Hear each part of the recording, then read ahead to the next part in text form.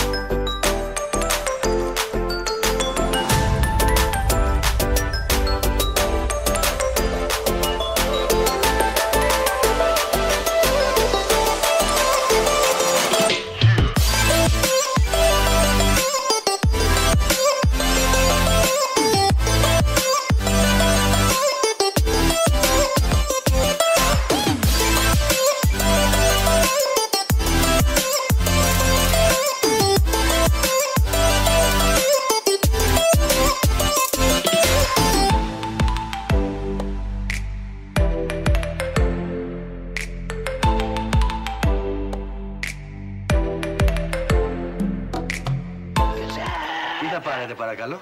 Τι έχει ρε παιδί μου το κατεστήμα? Κάνα φιλέτο. Τι κανένα ρε παιδί μου, φτωχοί είμαστε. Πιάσε καμιά 20 φιλέτα. 20 φιλέτα. Πού σε, κατά 21 Μάλιστα. 21 φιλέτα. Καμιά σαλάτα. Και οφτέδες έχει? Και φτέδες όχι. Μέσα χόρτα έχεις? Βεβαίως. Ωραία. Πιάσε να μου 15 σαλάδες και 3 στρέμματα χόρτο δικιά μου. 15 σαλάτες και 3 στρέμματα χόρτα.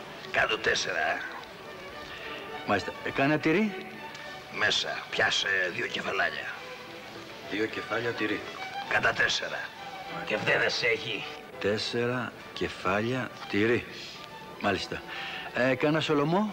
Γουστάρω μέσα να μου. Πιάσε 4 σολομούς και ένα βαλαωρίτη. Πώς?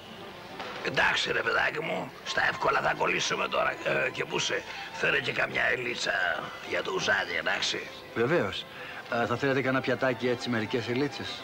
Όχι ρε παιδάκι μου, φέρε καμιά 80 ελίτσες, τις μεγάλες όμως, 80 ελιές. Κάτω σε 140. 140 ελιές. Τι θα πιείτε, καμιά μπυρίτσα? Και οφτέδες έχει? Εντάξει μέσα, πιάσε και 2 μπυρίτσες. 2 μπύρες. Μάλιστα. Όχι ρε παιδί μου, 2 κασόνια μπύρες είπαμε.